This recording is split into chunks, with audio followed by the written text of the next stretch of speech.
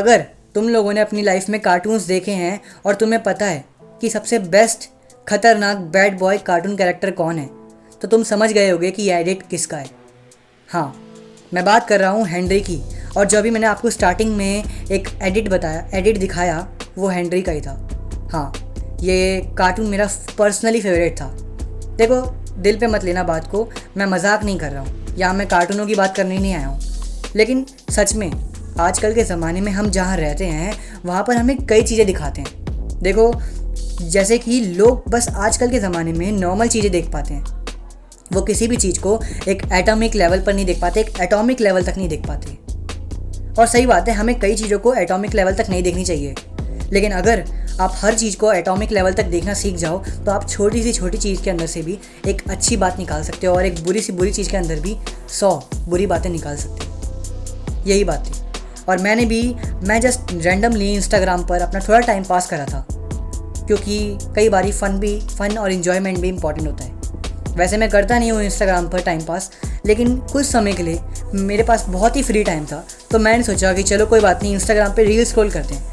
और मुझे वहाँ पर ये रील मिली एंड मैं सच में इस रील से बहुत इम्प्रेस हो गया। मैं इस एडिट को देखकर सच में इम्प्रेस हो गया। आई नो ये नॉर्मल से एडिट था जैसे बनते हैं, लेकिन एक्चुअल में ये इस एडिट ने मुझे मेरे पहले के टाइम के कार्टून की याद दिला दी। फर्स्ट चीज़ इमोशनल कनेक्शन, और दूसरी चीज़ इस रील से मैंने बहुत कुछ सीखा। देखो, बचपन में हम देखते थे कि हेनरी की शरारतें कितनी ख़राब हैं, ये कैरेक्टर कैसा करता है। अगर तुम लोग को पता होगा हेनरी के बारे में, तो हम देखते थे बचपन में, हाँ ये कैरेक्टर ऐसा है, इतने बुरे बुरे काम करता है, इतना बैड बॉय है। लेकिन एक्चुअल में ये कैरेक्टर बहुत सही था। और आज मैं तुम लोगों को ये वीडियो मैंने बनाना स्टार्ट इसीलिए करा है, क्योंकि आज मैं तुम्हें समझाने आया हूँ कि बैड बॉय कितना बेटर होता है एक गुड बॉय से।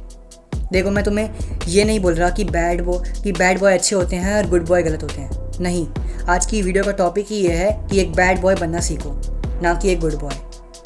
देखो, तुम मेरी बात को गलत मत लेना, लेकिन अगर तुम एक बैड बॉय बनोगे ना, तो तुम ज़्यादा फ़ायदे में रहोगे एज़ कम्पेयर टू एक गुड बॉय। अगर तुम्हें लाइफ में पैसा, पावर और लड़कियां नहीं चाहिए, तो तुम एक गुड बॉय बन सकते हो। अगर तुम्हें अपनी लाइफ से एक अलग सा पर्सनल इमोशन, जिसको हम एक अलग लैंग्वेज में अकेलापन कहते हैं, या फिर थोड़ा पॉजिटिव लैंग्वेज में कहूँ तो हम इसको अपने आप का ही साथ बोल सकते हैं, या फिर कह सकते हैं कि जस्ट दुनिया से अलग रहना, सिग्मा। अगर तुम्हें ये चाहिए, सिग्मा भी नहीं बोलूँगा वैसे, लेकिन अगर तुम्हें दुनिया से अलग रहना है, अगर तुम अकेले ही खुश हो और तुम्हें लाइफ में ज़्यादा पावर नहीं चाहिए, तुम अपनी लाइफ में ही खुश हो और तुम्हें स्पिरिचुअली गॉड से कनेक्ट होना है, भगवान की तरफ भक्ति भावना में ज़्यादा बढ़ना है, तो तुम एक गुड बॉय बन सकते हो पूरी तरीके से। लेकिन अगर तुम्हें इस दुनिया में पावर भी चाहिए, पैसा भी चाहिए और कई चीज़ें चाहिए, तो तुम्हें साथ साथ एक बैड बॉय की पर्सनैलिटी को भी अडॉप्ट करना होगा। और मैं तो तुम्हें अगर पर्सनल एडवाइस दूँ, स्पेशल एडवाइस, तो तुम साला एक बैड बॉय बनो। अगर तुम्हें लाइफ में लड़की, पैसा और पावर चाहिए, रुतबा चाहिए, तो तुम एक बैड बॉय बनो, क्योंकि यही बहुत बेटर होता है। मैं मजाक नहीं कर रहा इस वक्त। तुम एक बैड बॉय बनो, क्योंकि एक बैड बॉय ना एक गुड बॉय से बहुत बहुत बेटर होता है। एक गुड बॉय को देखो, गुड बॉय बनने में कोई बुराई नहीं है, लेकिन गुड बॉय हर कोई बन सकता है। हर कोई अपने अंदर की बुरे विचारों को छुपा कर एक अच्छा इंसान दिखा सकता है अपने आप को। हर कोई दूसरों की गालियाँ सुन सकता है। हर कोई दूसरों के 10 लोगों के सामने बोलने से रुक सकता है। हर कोई अपनी इच्छाओं को मार सकता है गुड बॉय बनने के लिए, लेकिन एक बैड बॉय कभी ये नहीं करता। बैड बॉय को जो बोलना होगा वो बोलेगा, वो अपनी इच्छाओं को कभी दबाएगा नहीं, वो दिखाएगा कि हाँ मुझे ये चीज़ चाहिए और मैं वो लेकर आऊँगा।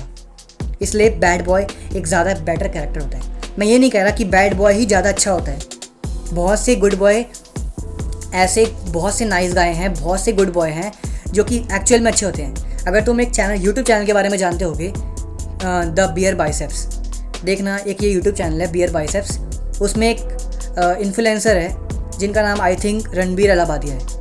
अब अगर तुम उनकी पर्सनैलिटी को देखोगे तो तुम्हें पता चलेगा कि एक्चुअल में, मैं ये नहीं कह रहा कि वो पूरी तरीके से गुड बॉय हैं, लेकिन एक्चुअल में अगर तुम उनकी ओवरऑल पर्सनैलिटी को ऑब्जर्व करोगे तो तुम्हें दिखेगा कि हाँ यार, रणबीर अलाहाबादिया जो कि एक बहुत बड़ा फेमस सेलिब्रिटी है इस टाइम पर यूट्यूब में, वो एक्चुअल में एक नाइस पर्सन है, वो गुड बॉय है।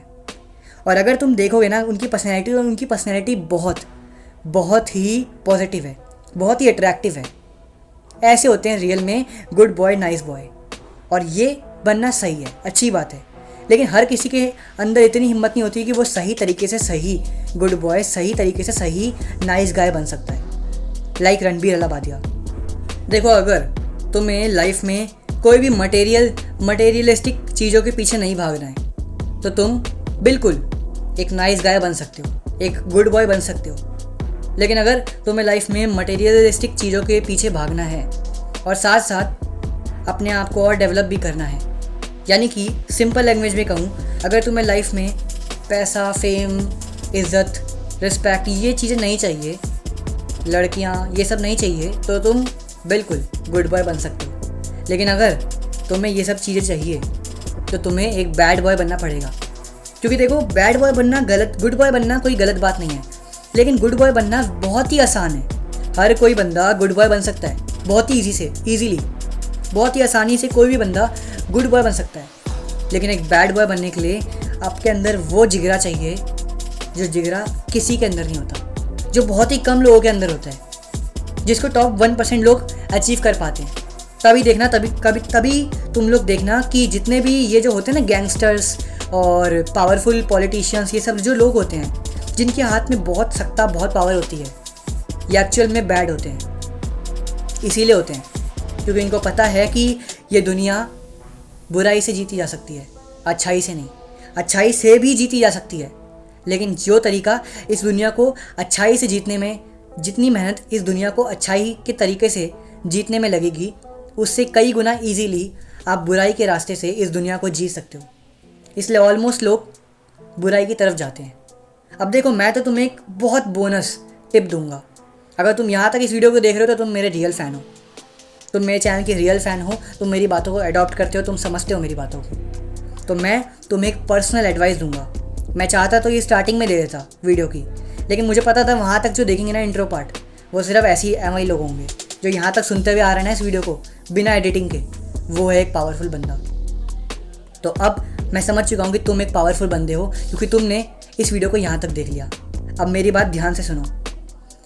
तुम्हें एक स्पेशल टिप देता हूँ जो कि मैं किसी को नहीं देता। तुम ना ही ज़्यादा वाइट बनो और ना ही ज़्यादा ब्लैक बनो। Black represent to badness and white is represent to goodness. तुम ना ज़्यादा वाइट बनो और ना ज़्यादा ब्लैक बनो। तुम ना ज़्यादा अच्छे बनो और ना ज़्यादा बुरे बनो। तुम्हें कोई नाइस गाय बनने की ज़रूरत नहीं है और ना ही तुम्हें कोई बैड बॉय बनने की ज़रूरत है। तुम नाइस और बैड दोनों बनो। तुम अपने अंदर एक अच्छी साइड भी रखो, लेकिन अपने अंदर बुरी साइड भी रखो। इन दोनों को मेंटेन करके चलो।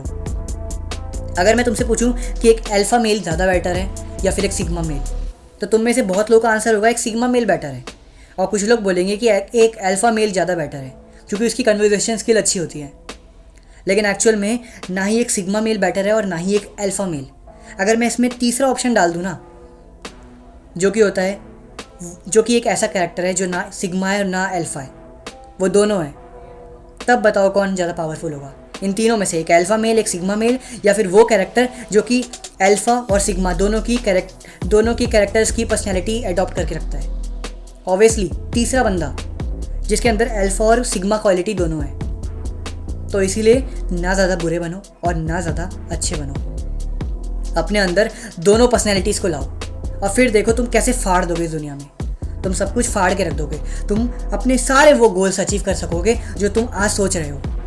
अब अगर मेरी इस वीडियो को देखने के बाद और मेरी इन बातों को समझने के बाद तुम्हारे कान के पर्दे वापस से खुल गए हैं और तुम रियलिटी को वापस से देख पा रहे हो, तो इस वीडियो को बस एक लाइक कर देना।